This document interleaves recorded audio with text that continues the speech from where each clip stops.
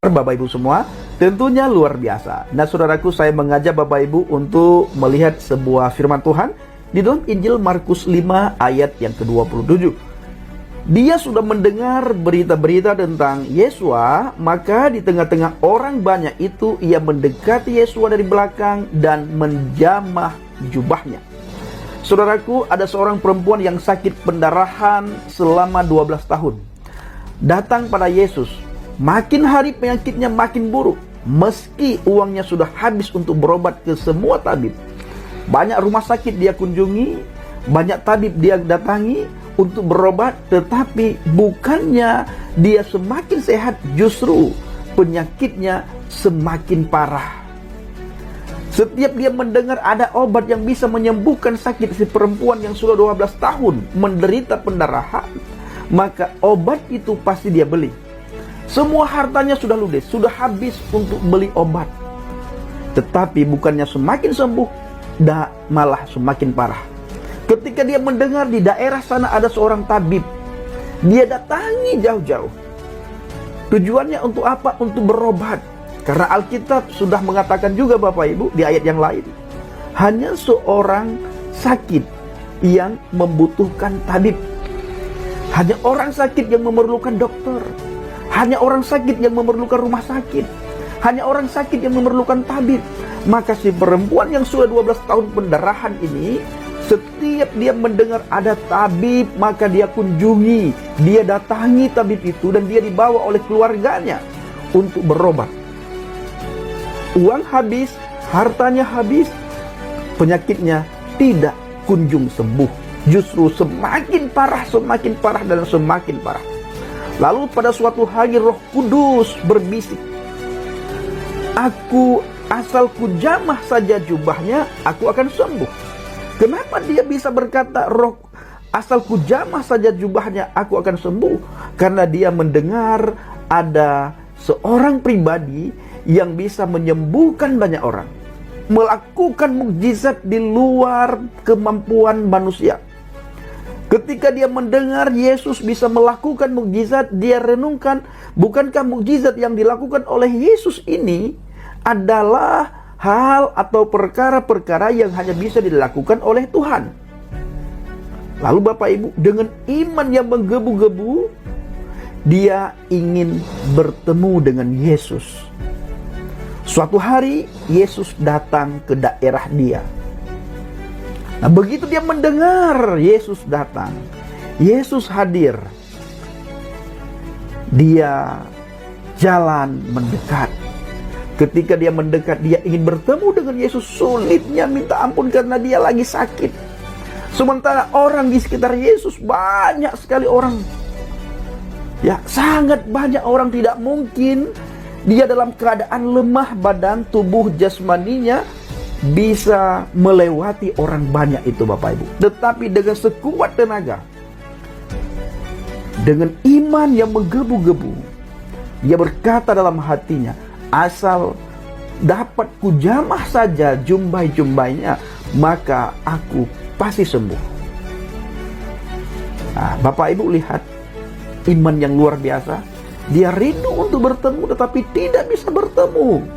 Karena orang yang begitu banyak di sekitar Yesus, di sekeliling Yesus. Akhirnya dia punya inisiatif. Ya sudah, aku pegang aja selendangnya, jumbai-jumbainya itu. Aku yakin aku pasti sembuh. Nah, akhirnya dia tersentuhlah. Seketika itu juga Bapak Ibu, sembuh sakit si perempuan ini yang sudah 12 tahun lamanya mengalami pendarahan Bapak Ibu. Dikatakan di situ, seketika itu juga berhentilah pendarahannya, ia sembuh dari penyakitnya. Wanita itu disembuhkan karena iman dan percaya kepada Yesua HaMasiah Bapak Ibu. Nah, kita melihat hari-hari ini bagaimana penderitaan si Agustan. Apakah dia acting, dia pura-pura? Tetapi kita melihat di sebuah video, sepertinya dugaan saya dia pakai pampers. Ya, pakai pampers karena sulit bergerak. Dia dipakai selang juga Bapak Ibu. Kapan itu terjadi? Apa sebab musabab penyakitnya ketika dia menantang Yeshua HaMashiach. Kalau memang dia Tuhan, aku ingin lihat dalam waktu sebulan ini, apakah aku diazab atau tidak. Baru beberapa hari setelah dia menantang Yesus, Bapak Ibu, hal buruk langsung terjadi pada diri Ustadz Agustan si Mukallaf yang menghina, mengolok-ngolok akan firman Tuhan, mengolok-ngolok akan Alkitab, Bapak Ibu.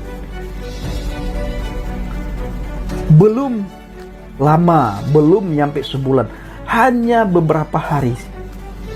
Selang beberapa hari setelah dia menantang Yesus, langsung mengalami hal yang tidak pernah dia bayangkan. Dia sakit. Apakah sakit karena dia ketakutan atau bagaimana? Atau dia memang benar-benar kena azab? Kalau memang benar kena azab, siapa yang mengazab? Ya, siapa yang mengazab? Apakah Yesus yang mengazab? Tidak mungkin. Lalu siapa yang mengazab dia? Ada kuasa kegelapan yang mengazab dia, Bapak Ibu. Tapi kita juga tidak tahu, yang jelas dia mengalami penderitaan yang begitu luar biasa hari-hari ini. Nah, perbedaan antara perempuan yang mengalami pendarahan dengan si Mukallaf Agustan. Kalau Mukallaf Agustan dia sakit karena menentang Tuhan. Kalau perempuan yang mengalami pendarahan itu dia sakit, memang mungkin apa karena bawaan, yang jelas dia bukan karena menghina. Malah justru ketika dia mendengar kabar, mendengar cerita, mendengar berita, Yesus akan datang ke daerahnya, ke kampungnya, dia dengan penuh semangat, percaya diri, dia harus bertemu dengan ini pribadi. Karena pribadi ini bisa menyelamatkan hidupnya. Lalu timbullah iman dalam hatinya, dalam pikirannya. Dia punya niat yang luar biasa, ingin bertemu dengan Yesus. Tetapi karena orang yang begitu banyak pada waktu itu, dia tidak bisa bertemu langsung dengan Yesus. Tidak bisa berucap sepatah kata pun dengan Yesus. Dia hanya bisa menjamah jumbai-jumbainya Yesus. Seketika itu juga sakitnya sembuh. Jadi saudaraku, para pencinta serial Habaget, siapapun di antara saudara yang mendengar video kali ini, apa yang saudara alami? Kegelisahankah? Tidak ada sukacita, tidak ada damai sejahtera, sakit penyakit, apapun itu, datang kepada Yesus, Bapak Ibu. Alami dia secara pribadi, maka saudara akan sembuh. Rohani saudara akan sembuh, jasmani saudara pun akan sembuh. Saudara akan disegarkan. Saudara selalu ceria ketika bertemu dengan Yesus. Saudara akan selalu sukacita ketika bertemu dengan Yesus. Dan saudara tidak akan mengalami penderitaan lagi, saudara. Sakit penyakit itu tidak akan saudara alami. Kenapa? Karena dia memberikan hal yang belum pernah saudara alami masa hidup saudara sebelum saudara mengenal dia. Saya sudah alami juga, teman-teman yang lain juga sudah alami. Begitu datang bertemu dengan dia, menerima dia sebagai Elohim, sebagai Tuhan dan Juru Selamat, maka Yeshua HaMashiach memberikan hal yang tidak pernah kami bayangkan selama kami hidup. Alkitab mencatat apa yang dia berikan itu berbeda sekali dengan apa yang dunia berikan. Damai sejahtera, sukacita, dan apapun yang dia berikan itu sangat berbeda jauh dengan apa yang diberikan oleh dunia. Maka dari itu saudaraku, siapapun di antara Bapak Ibu yang sakit, yang mengalami penderitaan, gelisah, khawatir, datang kepada dia, saudara. Maka dia akan hadir di tengah-tengah saudara. Dia akan memberikan kelegaan kepada saudara. Di dalam ayat Alkitab yang lain dikatakan, mari datanglah kepadaku wahai semua yang letih, lesu dan berbeban berat, aku akan memberikan kelegaan kepadamu. Keletihan apa yang saudara alami hari-hari ini? Apakah sulit saudara mencari sesuatu mengenai akhirat? Atau saudara mengalami kehampaan di dalam hati dan pikiran saudara? Atau saudara hilang sukacita sudah berhari-hari lamanya? Datang kepada dia, Bapak Ibu. Dia sumber kehidupan. Ya, dia sumber kehidupan. Mungkin si Agustan malu untuk datang kepada Yesus. Ya, mungkin dia malu.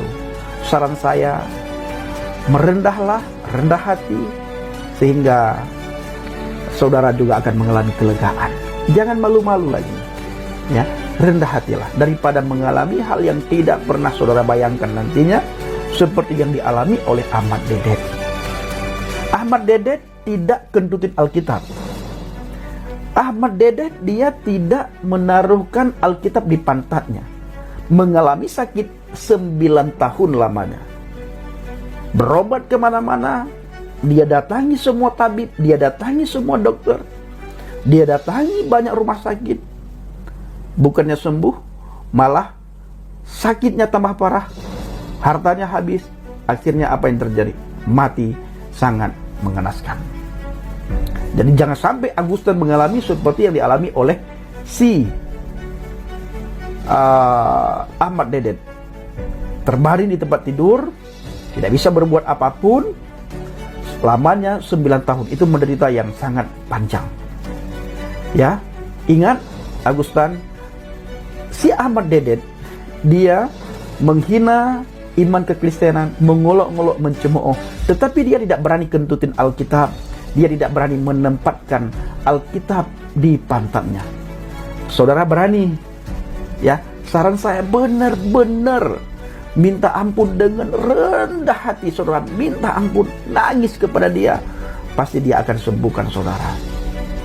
Tetapi dengan tulus, dengan ikhlas, benar-benar rendah hati, minta ampun, ya, minta ampun. Jangan keraskan hati dan pikiran saudara. Buang segala rasa kepahitan, saudara pasti sembuh.